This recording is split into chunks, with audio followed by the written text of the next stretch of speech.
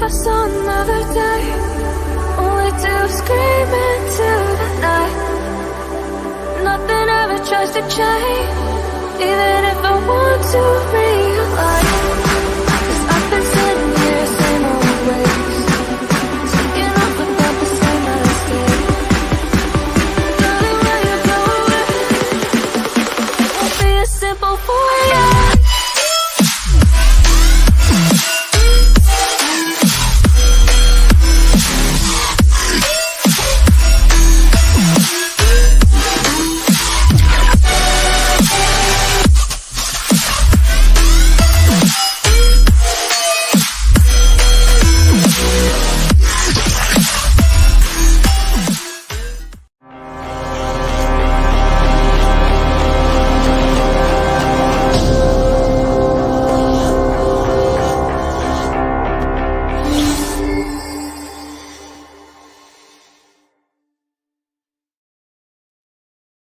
Oh my goodness. Oh my goodness, man. Galatasaray 3, Manchester United 3 in what was, oh my goodness, man. Oh my goodness. I don't know what to say about this game. I don't know what to say about it all. If you're new to the channel, like, share, and subscribe to Red Devil Studio, follow us on Twitter, etc. etc. These are just going to be my thoughts. It is an open thing, so the link is in description. It's pinned. So if you want to come on and have your say, the link is pinned in the description. Come in, have your say, and we're good. I'm speechless, really. I don't really know what to. I don't know what to say, guys. I don't know what to say. I'm speechless. I am speechless. Somehow we've lost the game. And this is kind of the summary of, I would argue, all of the games that we played that weren't Bayern. With Bayern, I was kind of like, you know what? But even then, you know, if we look from the beginning till now, starts the way at Bayern. We actually started really well. First 20, 30 minutes, we actually gave Bayern a game. And then Onana makes a mistake. And that's going to be basically, is it all 100% Onana's fault? No, because we are conceding way too many chances from our goal, way too many shots. We're conceding way too many shots. It was the same. You could make a case that the warning signs were there with Everton, because even though we won, and this is the irony, you go away. We went away to Copenhagen, scored 3 goals. Went away to Everton, scored 3 goals. Went away to Galatasaray, scored 3 goals. And yet we lost. If I told you we scored those 9 goals and yet we won 1, lost 1, and draw, and you wouldn't believe me. So the attackers are doing their job, but at the end of the day, the defense, which was good in that Everton game, well, I say good. The amount of chances that were being conceded in the Everton game should have actually been a warning flag for Tom. Because if you give those chances to players like Hakim Ziyech, like Zaha, etc., who can actually finish, then Manchester United are always going to be in a problem. And I'm sorry, but I don't trust this goalkeeper. I mean, I'm looking right now at the Bayern Copenhagen result. We actually needed Bayern Munich to beat Copenhagen today. Because then if Bayern beat Copenhagen, then it would have kind of been all or nothing going in. Now that it's just basically a 0-0 draw, effectively, as far as I'm concerned, United are out. United are out because one of Copenhagen or Galatasaray is going to win next week. And the only way that United can go through is if one of those teams, if they both draw. So United, as far as I'm concerned, are out of the Champions League. And if I'm honest, I don't want that. We needed to win today, and we were in a position to win today. But because, frankly, of this fraud, this goalkeeper who has cost us in the Champions League, He cost us against Bayern Munich. He cost us against Galatasaray, getting Casemiro sent, making the mistake to get Casemiro sent off, and then just the disorganization. You know, I mean, I saw. I'm not saying that I was going to be speechless, but I watched Inter. I watched Inter last season. I don't remember Onana making these many mistakes. So defensively, maybe it's thing like I said, we are conceding far too many chances. You wonder if Lisandro Martinez was there, but you know, Wan-Bissaka, Luke Shaw, all these dons are back, and yet we're still conceding so many chances. Midfield as well. You know, if McTominay, I don't know. I really don't know. But at the end of the day, you know, United are effectively out. They're effectively out of the Champions League. And if I'm honest, I'd rather we go out completely. I'd rather we go finish bottom of the group, lose to Bayern Munich at home because you know that's what's going to happen. Because even if somehow by some miracle Bayern were to win, I wouldn't trust our goalkeeper. Like this is the problem. It's like we thought that we were upgrading with getting De Gea, and to be honest, I didn't trust De Gea much either. You know, but you know, Onana has a long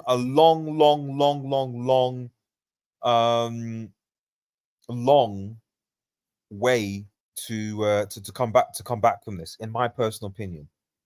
He has a long way to come back. Whether he will come back or not, remains to be seen. You maybe win the FA Cup, you secure top 4, okay, fine. Because really and truly, were United really ever going to win for the Champions League? Let's just keep it a stack. Yes, it'd been nice to still be in the competition, but United were never going to win the Champions League. Not with these frauds. Not with this,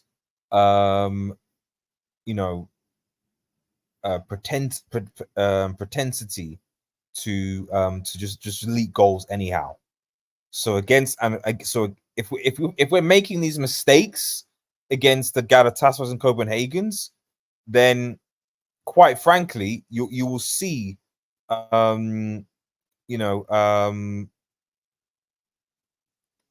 wow, fair play to Inter Milan.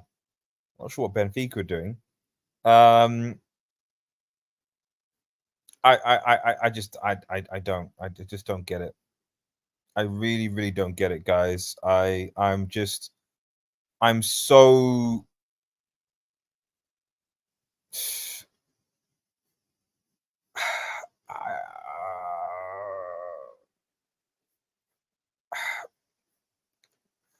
I don't know. Sorry, I'm just ranting here, and obviously shout out to those who be watching after the stream. So, but I don't know what to. I'm speechless. I'm still speechless. Big up Tapos. I felt bad for him because his comments were slowly going up. Felt like he turned the corner. I felt like he turned the corner too. You know, but to be honest, the corner turning was in the Premier League, not in the CL. You know, it's like it's weird. United have this weird thing where in the Premier League, up until I guess Everton, we weren't really scoring a lot of goals, and defense was okay.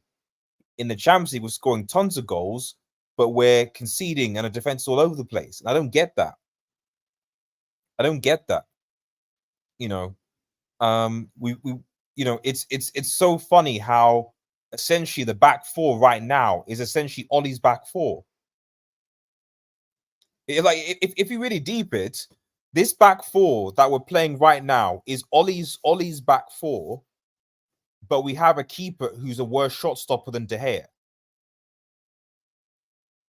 That's actually what we have. We have Ollie's back four that defensively were called out as being poor, but he's got a dynamic goal who can't make decent saves. All good, run all you want, you guys. The game, yeah. I mean, that's the key thing. But the thing is, this wasn't the only time.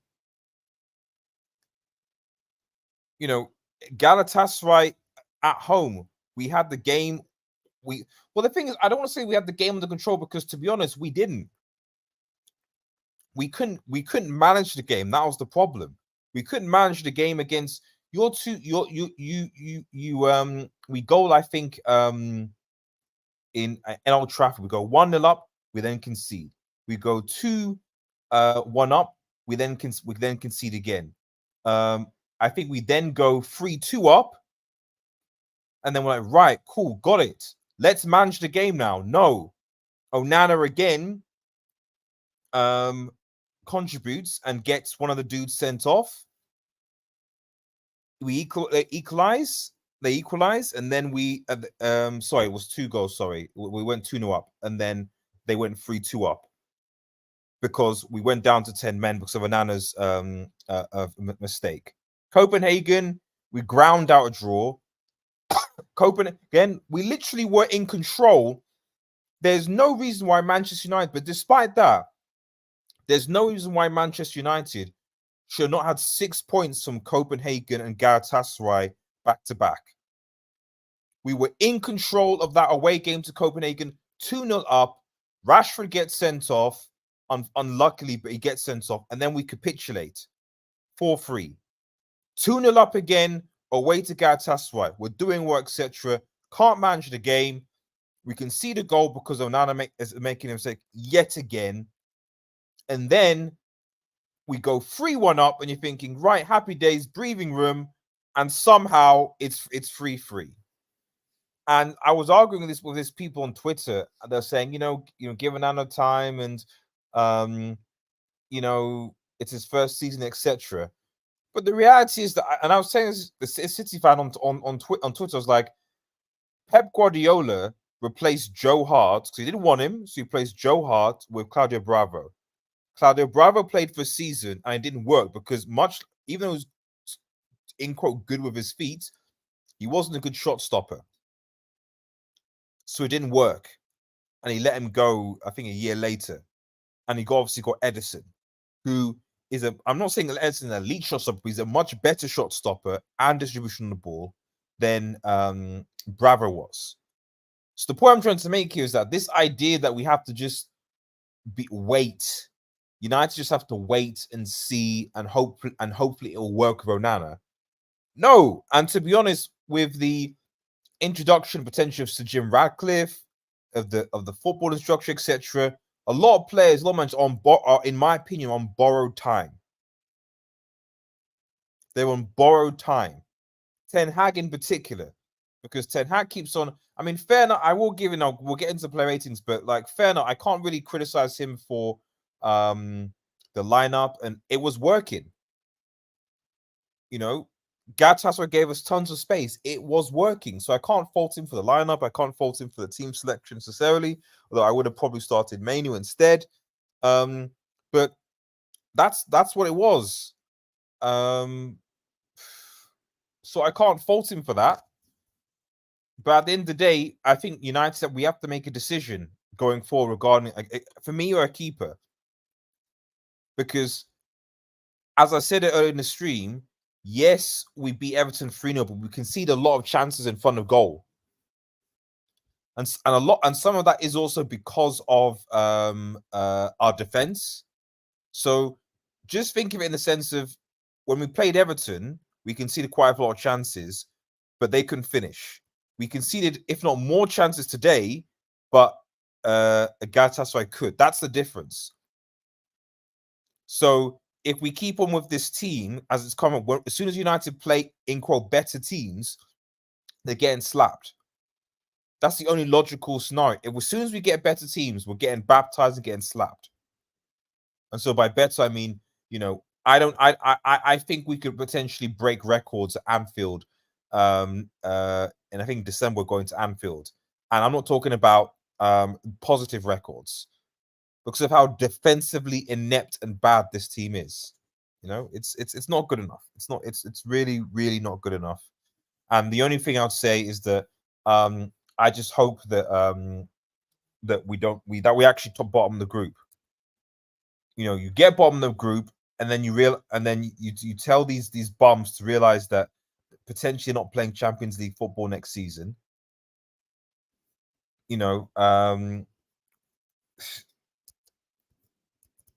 Although I guess they don't really care, do they? They're just happy with yeah. Looks like the Copenhagen Bayern game is probably going to end 0-0. Boring game, but it dents a. I would argue it's the final nail.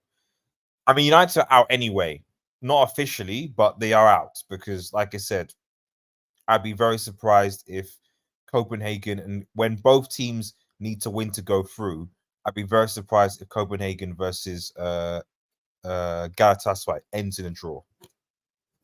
I'd be very, very, very surprised. So I don't see it happening. Let me read some comments, guys. I'm to be honest, I'm not even going to be live for that long. I'm probably going to head because I'm tired. Work was tired, and then I thought, okay, maybe at least just enjoy the United game, especially being 2-0 up eventually. It's like, right, okay, I can relax. You can never relax Manchester United, and that's what's so sad. Is that like most teams, if you're 2-0 up, they'll be able to manage the game. You're thinking, probably won't come back.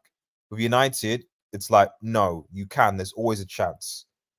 There is always a chance against Manchester United, and that's just really annoying. Yeah, true should see now though. This guy game and the Copenhagen game exactly. Big up Rasmus. Oh, sorry. It's quite late in the UK.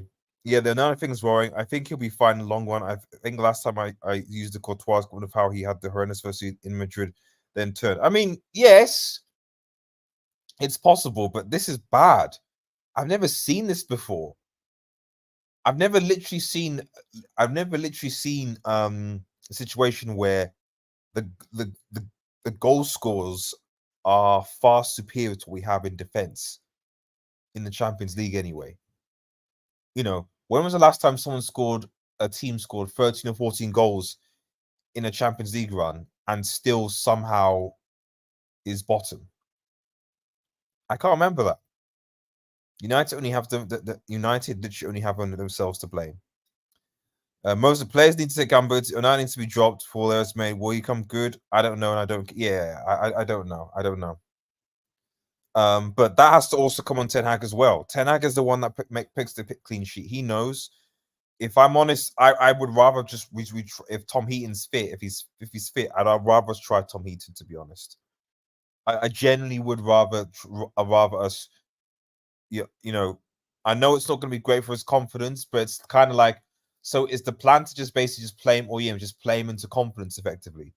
Because if we do that, we're effectively a mid-table club already, and we're probably not going to get Champions League football, and we're probably not going to we'll probably not even get Europa League football. Big up G in all the chat. I'm just like, yeah. Like I was speechless for the first 5 minutes of the stream. I was absolutely speechless. But you hit the nail on the head with the Pep thing, because yeah, if as a club you don't see the corner turning, you're better off. Exactly.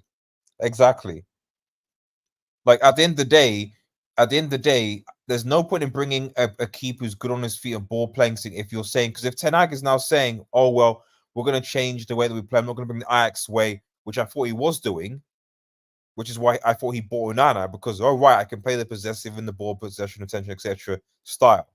But now he's saying, oh well, that's not necessarily what we're doing. So why did you buy him? There is a big question mark, in my opinion, over Ten Hag signings and how they fared.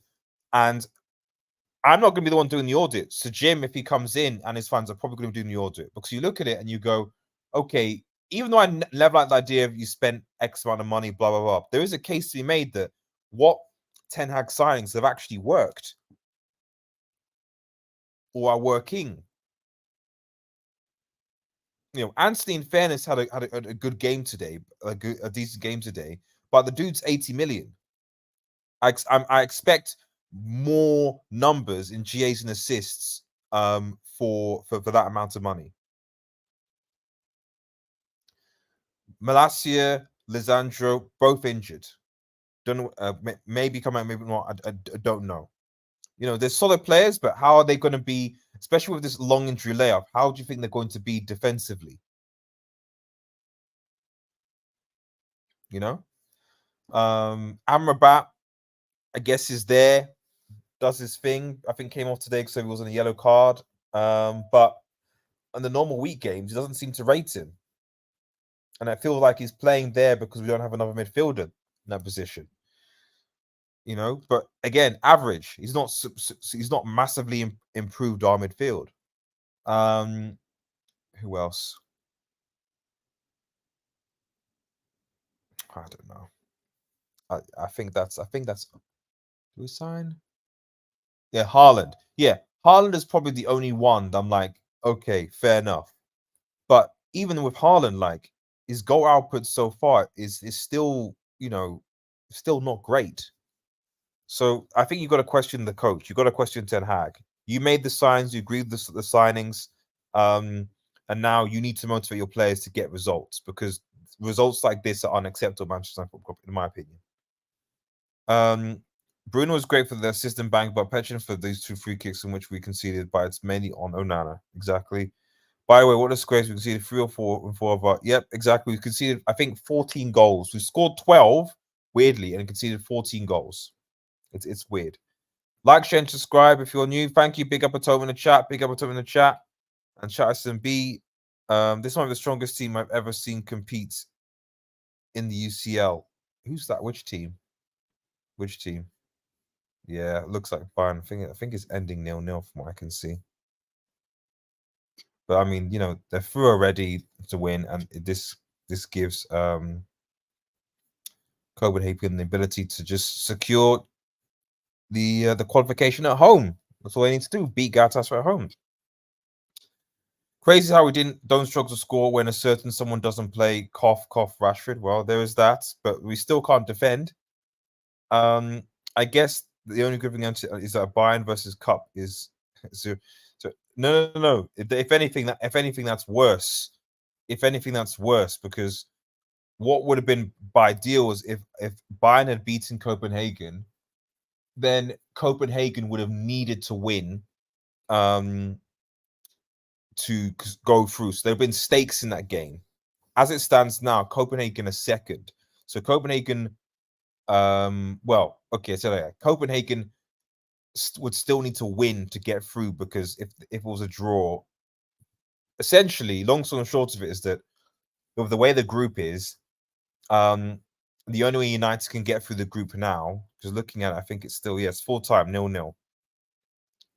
United is if Copenhagen and Galatasaray draw. That's it. If any team wins the game, United are out. So for me, as far as United effectively out of the competition, we should just drop to last and under no circumstances go into Europa League. You know, that's it. I imagine having a ball playing centre back, but they're not actually playing the system you bought him to play in. I think it's that Lisandro.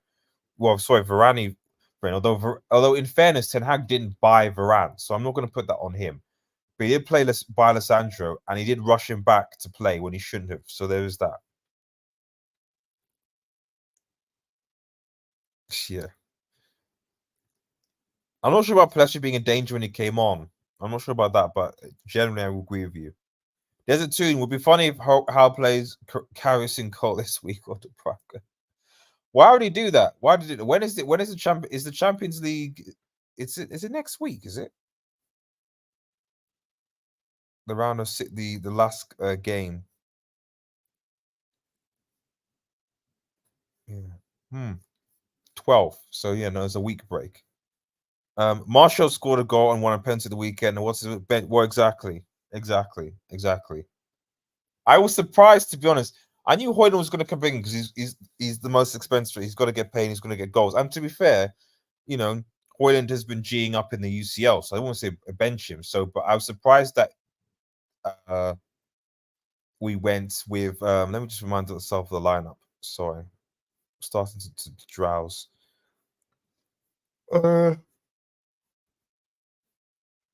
Look at that defense. Anyway,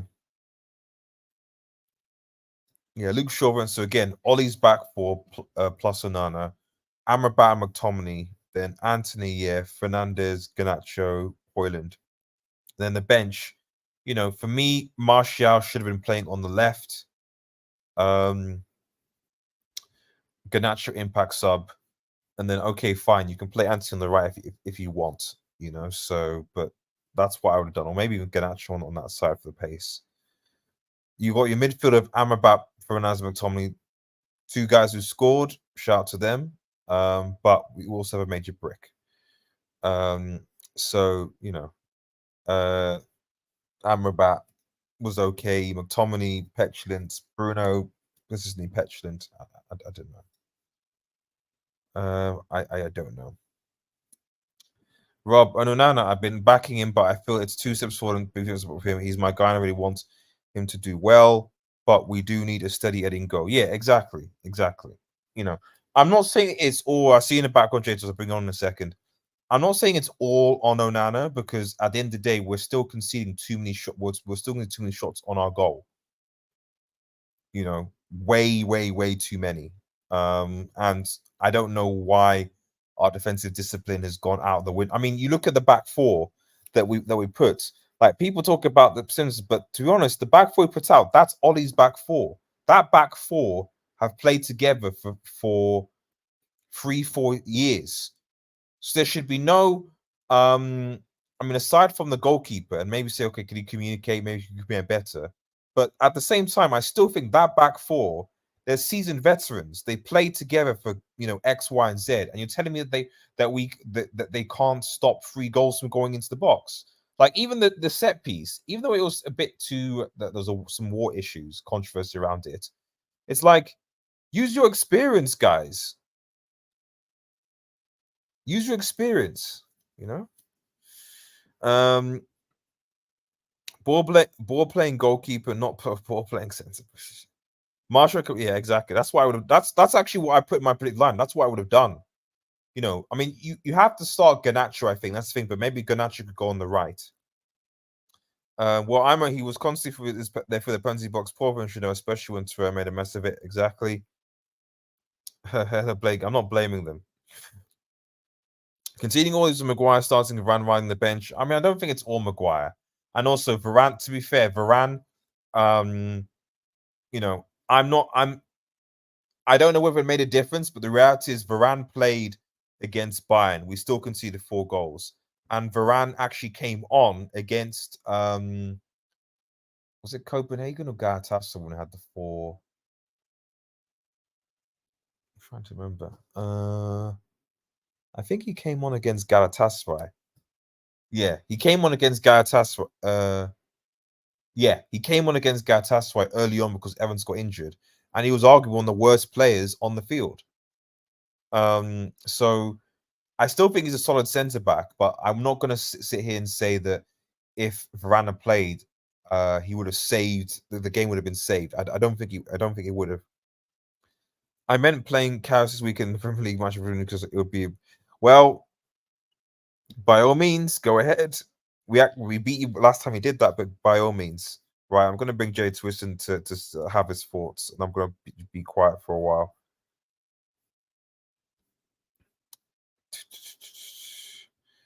Right, Jay Twist, buddy man. How you doing, RDS? I don't know. This team, man. It's this team.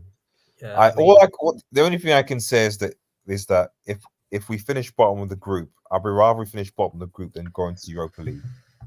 I've been taking interest in other sports, NBA, NFL, cricket. Give me anything apart from Man United, man. Like, yeah, I'm done with this. Like, I don't think it gets to a certain point where you don't really feel anything anymore. Like, I think it's been since that Liverpool game. I'm like, we lose now. Like, I've given up. Like, not getting sold, nothing's changing that much.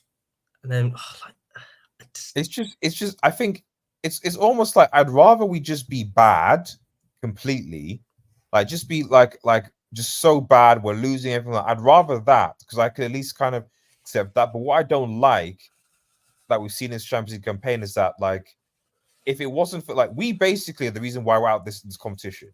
It's not because we were outplayed by Copenhagen or Galatasaray, or even to a certain extent Bayern Munich. It's that we gifted teams goals.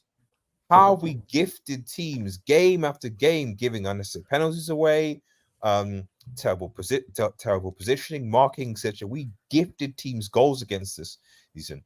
On another day, United definitely beat Copenhagen and Galatasaray away.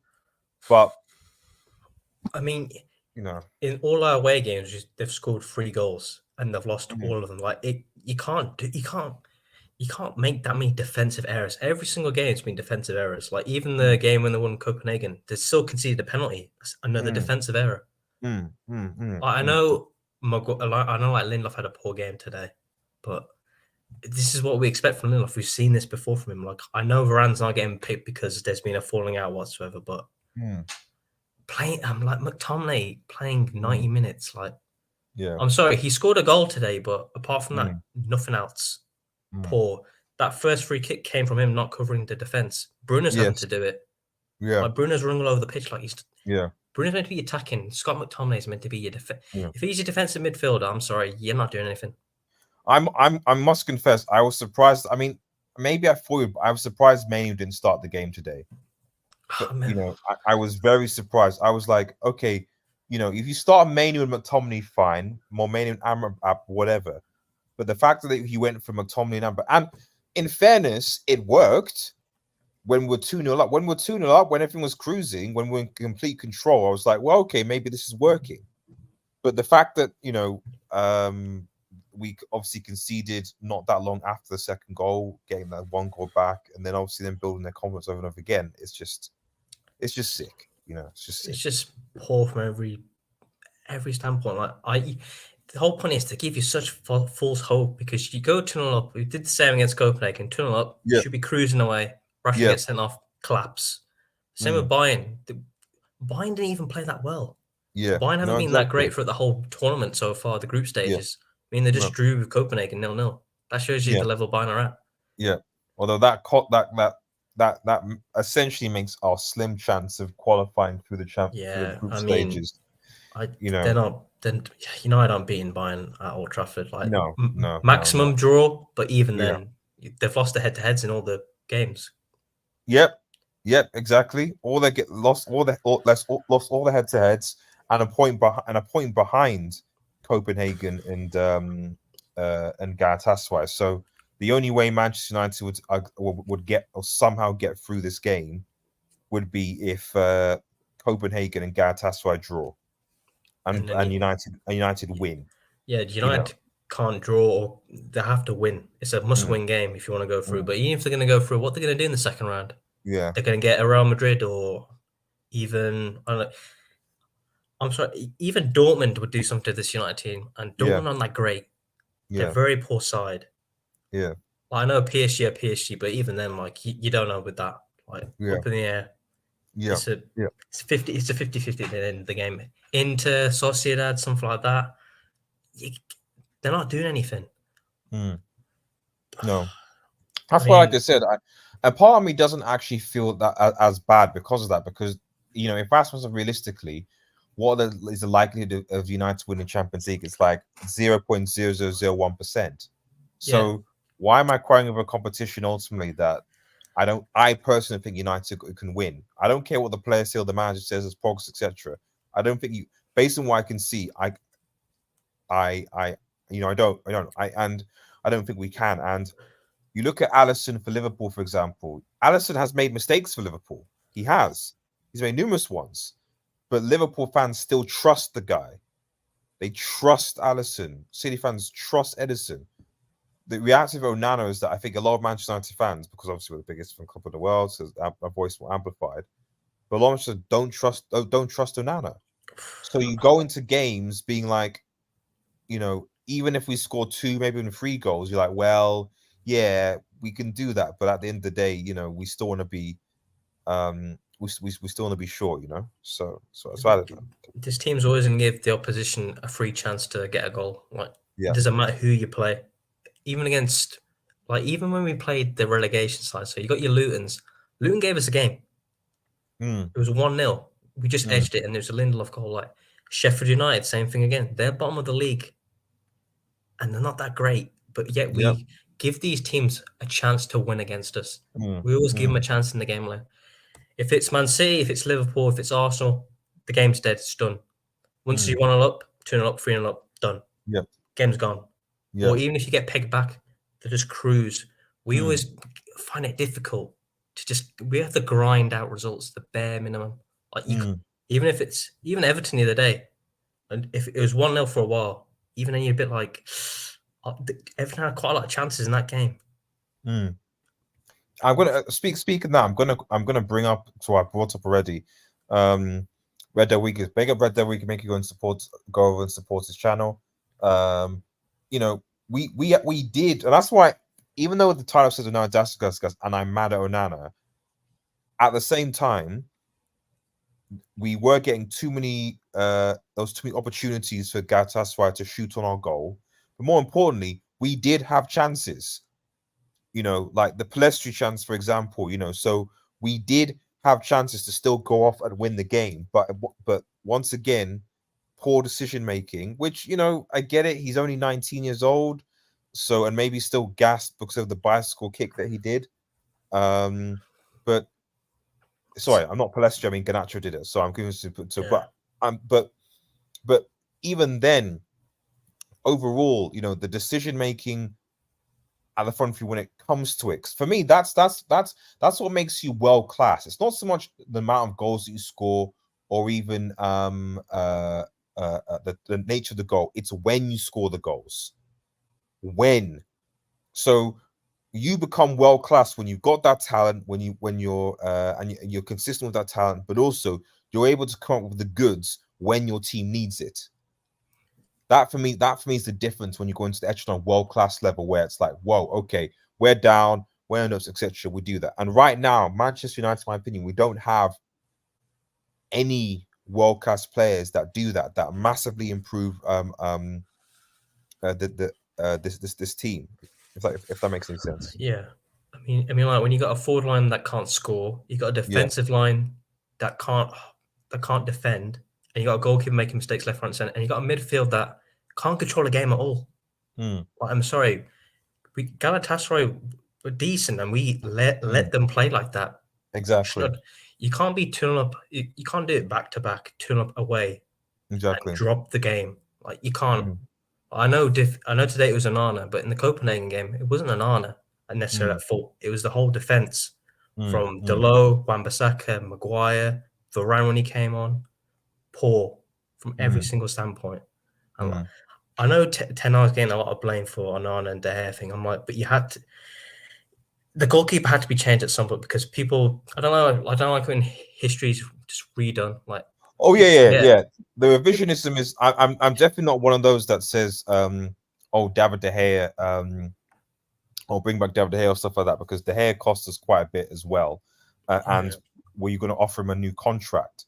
You know. But what I would say though is that, and maybe this is coincidental with Jim Ratcliffe potentially coming in and doing his own thing, is that if that does happen, and it looks like it likely will, it's just it's been delayed, that that players and even Ten Hag on borrowed time, because they're going to want to set up their own project, bring in the people that they want. So if at the end of the day, all you're showing to potentially that your new bosses is terrible results, terrible attitude, etc., then it's like, okay, fine, you know, so we'll try and get you, you know, out of the club. So even if you got a result today, you could have carried that momentum into the Newcastle game and then the Chelsea game and then the Bayern Munich game. But because this result does not feel like a draw. It feels like a loss, like another one. Yeah, no, it was a loss because you're thinking, because you're going thinking like, okay, we have Everton away, Newcastle away, Turkey away. Turkey's a mass state, and these are and all three stadiums are almost like cauldron in terms of atmospheres. Everton was, because of everything that went around with the whole point deduction thing, etc., protest, everything. And the only reason it was silence was because of Garnacho's goal initially. Otherwise, probably Everton, they would have, the fans would have given us more of a game. Yeah. Turkey, same thing.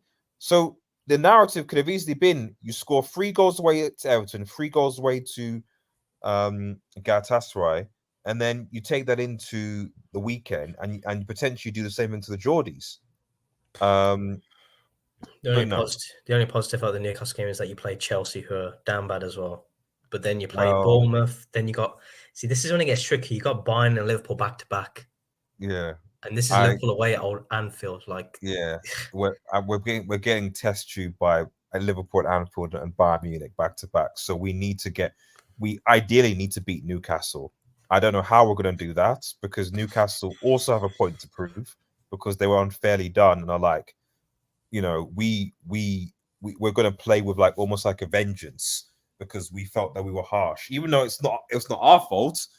But at St. James's Park, with everything that happened, there's going to be very much an idea of, right, okay, we need to swipe my cameras off, guys, so just have to sort something out.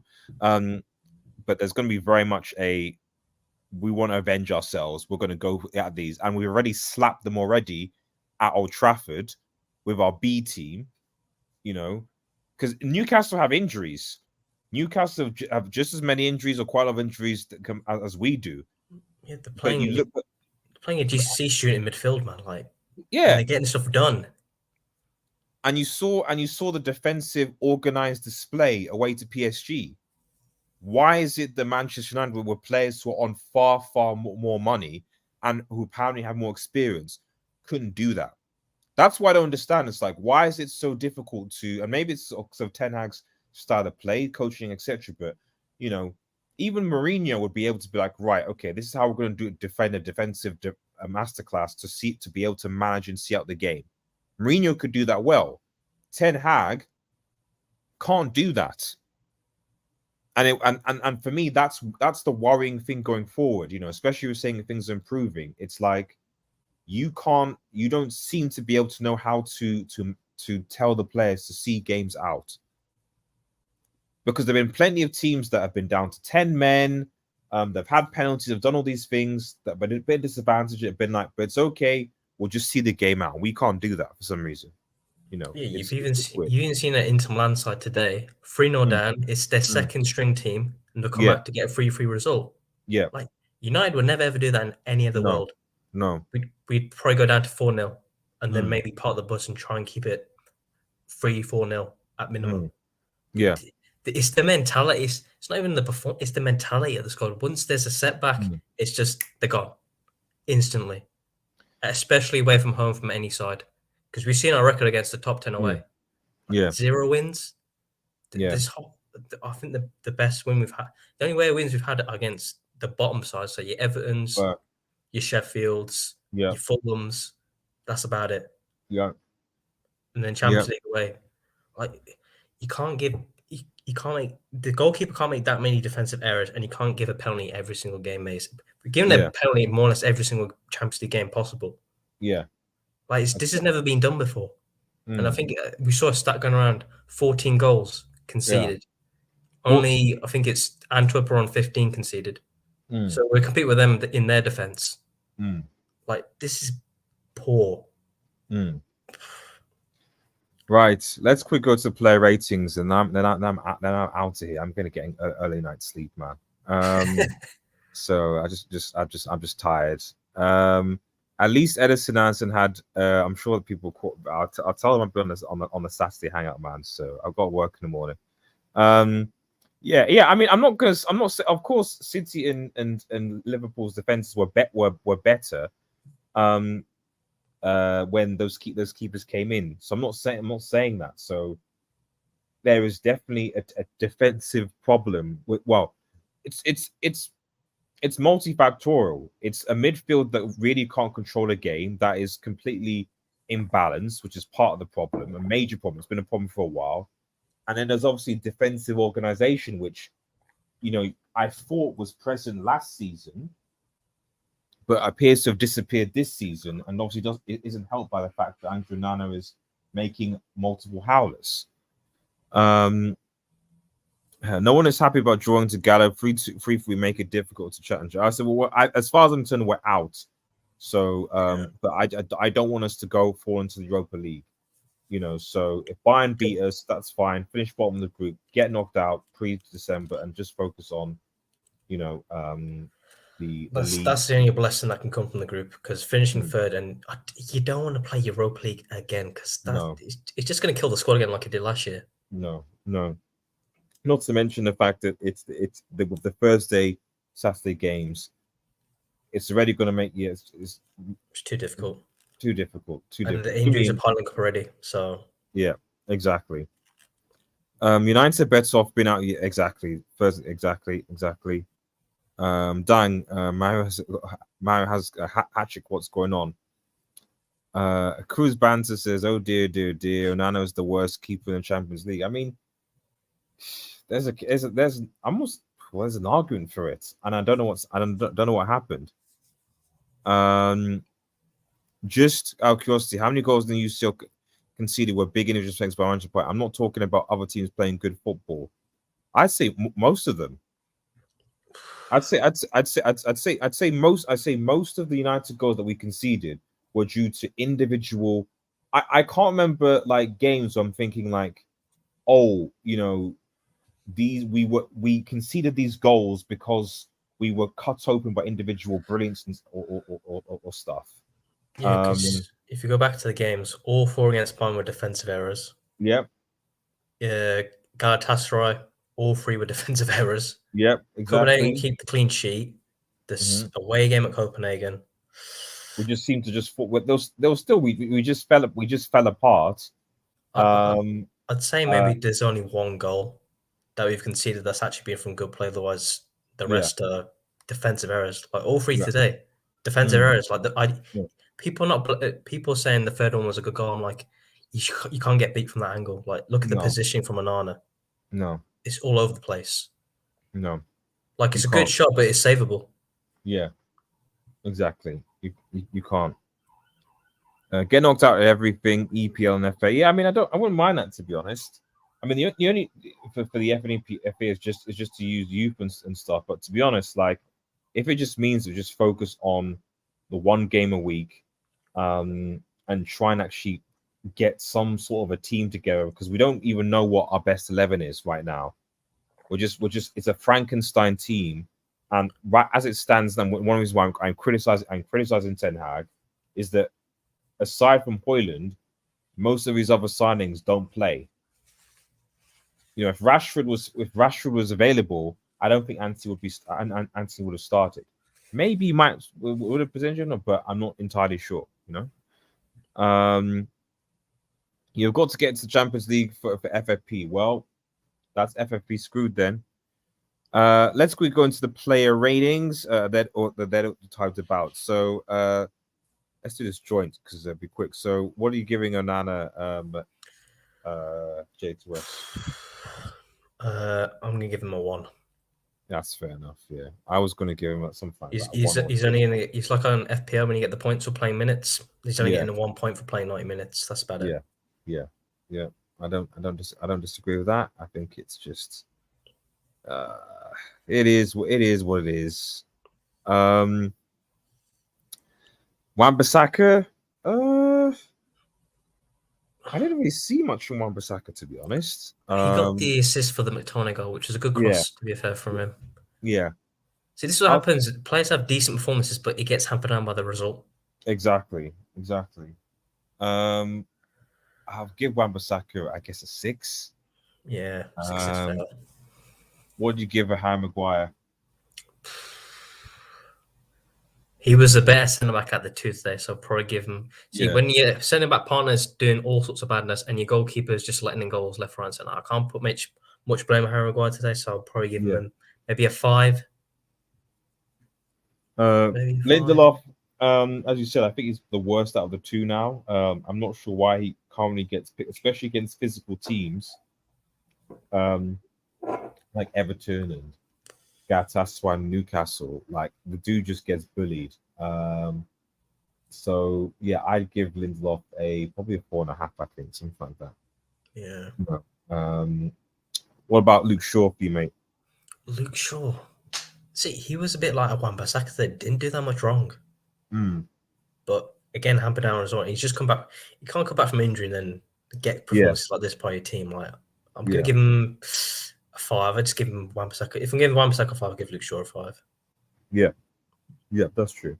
That's true. McTominay.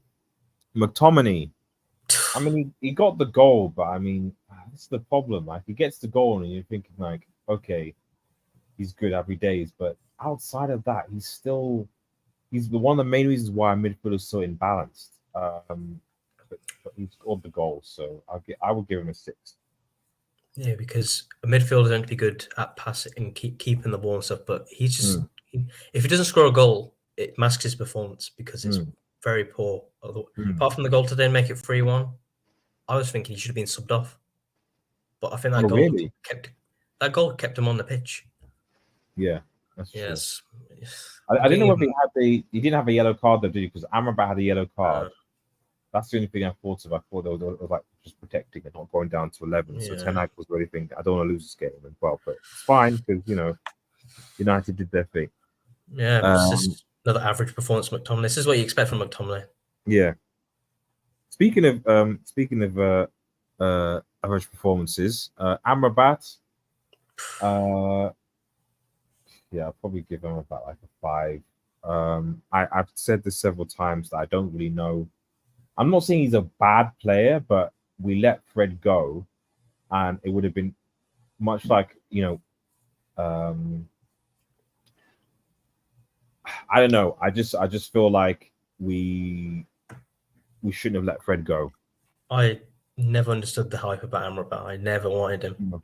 Like, it didn't make sense. Like, we're in Turkey now. Go swap both of them for Fred now. Amrabat and McTominay. Give him over exactly. to get Fred. Like, Yeah, I know Fred wasn't the complete midfielder, but he was an actual useful player. He had uses. Amrabat and McTominay, that partnership is bad. Yeah. Is there an obligation to buy an Amrabat, or is it? Yeah, I don't think so. No, I think it's just an own deal. That's which is good. Yeah, because I'm saying do not activate it at all. No. He's not done enough for me to warrant that. It's just an extra body, and then you have persons like, I know everyone was tired of this, but like, okay, but surely this can't be worse than Van der Beek, like who I assume there must be some falling out of the club and some stuff going on behind the scenes, because in my mind I'm like, I don't understand how someone can say that McTominay, and even Amrabat, but maybe now to less extent, that Van der Beek, who anytime plays on is at least more composed, doesn't help. It wouldn't help us. You know what I mean? He actually keeps the ball and progresses it. Amrabat and McTominay do not. They're just passengers. Exactly. We don't have a lot of. I mean, Mainu does that. So that's why it's like weird. It's like Mainu, who's 18, is able to do that. He's able to pass, move, progress the ball, and actually hold on to the ball. McTominay and just pass sideways. Maybe they wait for a killer pass. Maybe they go into the box. Maybe they try and do a long range thing. It's fine, but they don't actually know how to set a rhythm and dictate what's going on in the game. So, what about Anthony, mate? See, that first half, he actually played decent. Like, he drew past a player. I've never seen him do that.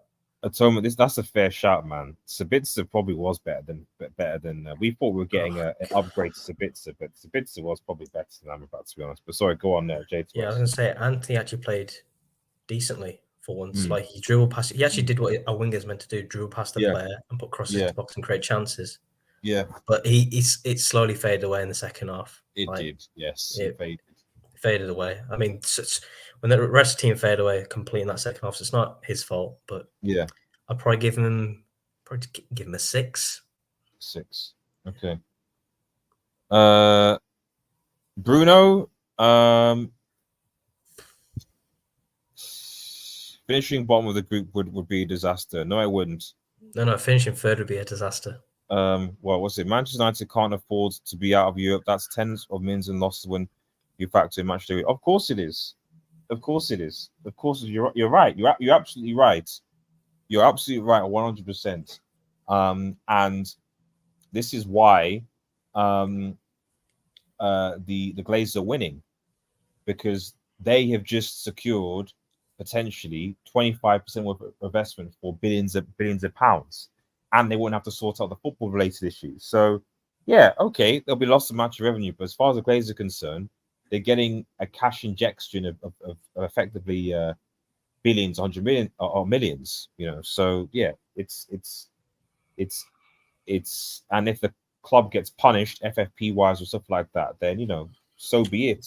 They don't care. Yeah, we've already had it this summer. We already got fined by the FFP. Exactly. So point deduction, whatever, they're not going to care. The Glazers anyway. Rob says Fred. Big up for what said Fred. Should have done. Oh yeah, he would have. To be honest, he probably would have. If Fred in this environment, Fred probably would have done it. Would have actually done a job today. I think he would have. Yeah, because last year our best midfield was Bruno, Casemiro, and Fred. That was the best midfield that we had. Exactly. And we've downgraded from that. Yeah, I don't, and like I said, and that's why, like I said, I'm not saying that I'm Ten Hag out, but I'm very much Ten Hag out, and I don't understand some of these decisions, especially when you let players go that contribute to products of the team. You brought players in, but the players that you're in, you're not actually picking them regularly, with the exception of Boylan when he's available. You're not. So what's the point? You're essentially admitting that the majority of, I mean, even whatever say about Ollie, he played his signings. He trusted him, put them. He constantly played them, which was the Wan-Bissakas, the Maguires, etc. You could say he was a tactical, but he at least played them. So you could say, well, he genuinely believed these players could do well and turn around from whatever. With Ten Hag, it's like you spend all this money, and the only player you're playing regularly is Højlund, and even he is struggling to score goals in the Premier League. So I don't think he was fit today, Højlund. I don't think he was either. And this is another thing that is it the medical team? Is it the coaches? I don't know. But this rushing players back to play, like I personally think we necessarily needed to he needed to start. You could have started Martial, played Garnacho and on the left, and then Palestra on the right, and started with that, and then then fine. And especially depending on if you chase the game, you can then bring on Højlund as well. Give him a 30-minute run because he's come back from injury, but he's got stress fractures in his back, and you're going to overplay him. Yeah. We're going to see the same thing we saw with Martial, overplaying him when he's injured. Yeah, exactly. I don't disagree with that. Speaking of Højlund, final rating. What would you rate Højlund? I just feel sorry for the guy at this point because he's not having much credit for him, and he's just running, and that's what he can do. Just running in behind for no point really, because we're not our pressing doesn't make any sense in this team. Yeah, like we don't do it together. We don't do a combined press like old Liverpool combined press. They know when to go. We do. Bruno go one way, Garnacho then just start doing it, and then Anthony will do it, and then Højlund will do it. There's no consistency with the pressing. Like I don't understand. Yeah. Just running for we're running for no point basically. Yeah, I don't understand. Højlund, I'm gonna give him a 5, 6, something like that. Yeah, that's fair. Right. I mean, so just final thoughts, Jay Twist. I mean, it's over, right? There's just no way that United going through to the Champions League knockout stages. I don't have any faith in this team at all. If you can't beat Galatasaray, if you can't beat Copenhagen and Galatasaray at least once each, then you're not getting through the group. You can't progress through the group on 7 points. That's poor. That is. Yeah. No, I don't disagree, buddy. I don't disagree. Right. So go on. I was going to say, even if you're going to pass into the next round of 16 and stuff in the knockout stages, if you're getting slapped up in the group, I worry what happens when you face the bigger teams. We're going to get baptized. Yeah, I'd rather not get baptized. But I'm already dreading Anfield with what we have, and I'm dreading Newcastle on the weekend. Yeah, well, Newcastle is even just even freaking Chelsea at Old Trafford. I'm like, I mean, I know they're not doing great, but with what they did against City, I'm still concerned that like anything like that could happen. And if there's one game I don't want to lose is to Chelsea at Old Trafford. I don't want to lose that there because certain things would happen Yes. A certain person of where it would be really bad. So there you go. I think we missed the experienced striker who can back it. Well, exactly, but United haven't fixed that. The reality is, and this is why I don't know what Sir Jim will do with the footballing side, whether Blanc and all the others might create things. But the reality is that what I've realized a lot of time is that a lot of the positions that we generally need to fill, we seem to have different priorities, and whether that's also the club, than what the club has. So in the summer we needed 2 strikers, an experienced and a younger one. We couldn't get that because the club said they couldn't afford it. But then conversely, the club and Ten Hag sanctioned a purchase of Mason Mount, and it's like, well, do we need to really sign a Mason Mount? I'm never going to understand that transfer, because what does he bring? He's just an injury-prone player at this point now. Like, paid 60. Is the fact that's the first midfield signing you go for in the summer. I think it was the first sign we ever made in the summer. Exactly. Given the number 10, and he's the marquee signing, and you don't, even when he's been fit, you've dropped him. Like, I think even Ten Hag's figured out this guy ain't it. Doesn't work. But this is the thing. It's like you realize that after spending 60 million on a guy who's got 1 year left. So it's like, so this sort of,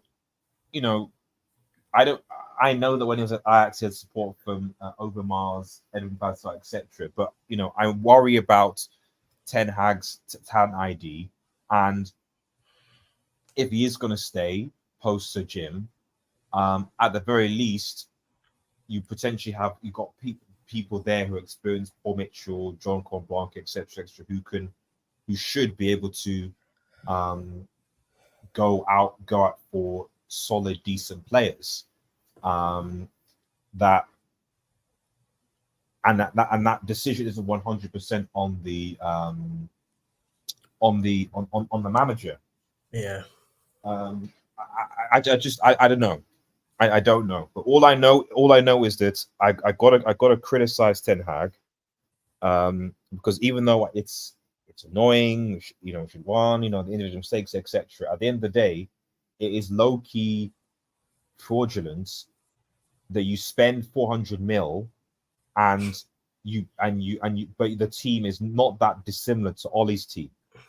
If anything, I look backwards. Let me look at the starting 11. So okay, you got Onana, but this back 4 Ollie had, McTominay was part of the Fred thing, Fernandez was there. Let's be real, Garnacho, he's an academy. He's academy, but Ollie would have bought him for anyway. So really, it's just Højlund, Amrabat, Anthony, and Onana. Amrabat, you don't rate, because he's basically been on the bench for a while. Anthony's also been on the bench for a while, but came in. So it's really only Højlund when he's fit that you play consistently, and Onana that you play, and that's it. Even when you go to the bench, it's Martial, Varane, Dalot, Pellistri. They're all Ollies. And then even the ones we've signed, like Reguilon's alone, that's short term, and the rest of the academy graduates, they're going to come from anyway at one point. Exactly. And Mainu, obviously, Mainu's academy as well. So and Ollie again got Pellistri. Yeah. When he came on, there was at one point because Amrabat came off, I think, and then Martial at one point. Because did Højlund come off? Yeah, Højlund came off. I think Højlund came off, and Amrabat came off which was at 55-60. So so at that point, you've pretty much got an Ollie team. The only one Martial's there. The only one was Anthony. Was Anthony, as you said, exactly, and then eventually he came off for Pellistri, who was an Ollie signing. So at the end of the game, the only outfield player that was under that was Ten Hag's was Onana, who effectively cost us the game. So, it's a bit, the Mount signing was actually his downfall, potentially, yeah. So it is. Like I said, low-key fraud watch, because no one's really kind of thinking about this. That it's like, they're like, why isn't this team better? Why isn't the team improving? It's like, we're improving. It's like, it's because the team that we ended with is basically Ollie, but with a worse shot stopper. effectively. Yeah, it's the same team that Ollie failed with. So Yeah, it's effectively the same team that Ole Gunnar Solskjaer failed with. So why are we expecting to be some sort of? But again, it's an indictment on Ten Hag because you spent however 400 plus million or whatever it is, only to see half of those players just pick up injuries, recurrent injuries, so they weren't really looked into or investigated from the health point of view. And then the others you routinely bench them, which doesn't make sense, you know. So I don't know, but I mean, yeah, I mean, quick, just as we leave, quick prediction for the weekend, J Twist. Do United have a chance against Newcastle? No, I'm gonna go with like a solid 3-0 Newcastle. Yeah, like Yeah. even Onana, like he's not gonna be with the best confidence. No. So God knows what he's gonna be like in goal. I mean, you compare Onana to Nick Pope, man, and it's just like it's night and day, man. It's night. I was telling people, I was like, just put. I actually would mind Tom Heaton. Put in some. Tom Heaton is a decent shot stopper. He might not be as good with his feet, but he is a good shot stopper and he saves penalties. You know, I'd rather Tom Heaton go in goal, and see what happens than, you know. Yeah, I don't want that. Was it Bayındır keeper, the one we saw from Turkey? He's worse. Yeah. He's probably one of the worst goalkeepers I've ever seen. Like some of his highlights are like, I don't want him in goal. Oh, not great. Yeah.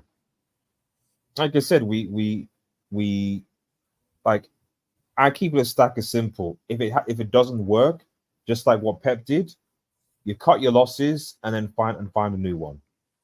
That's it.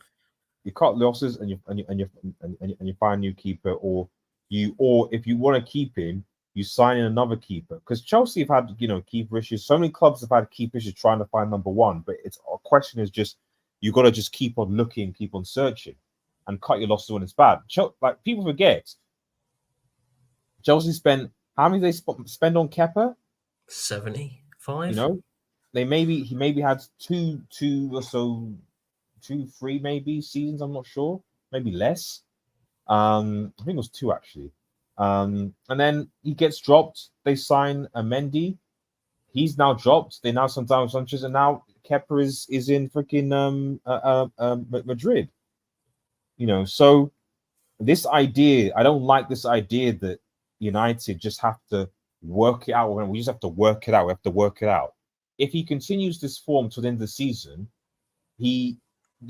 and there's no guarantee that he'll improve. Unfortunately, in my opinion, because goalkeeping is one of the most important areas, he has to be moved on, because you can't take that risk going into next season, knowing that a goalkeeper is fumbling it on the biggest occasions.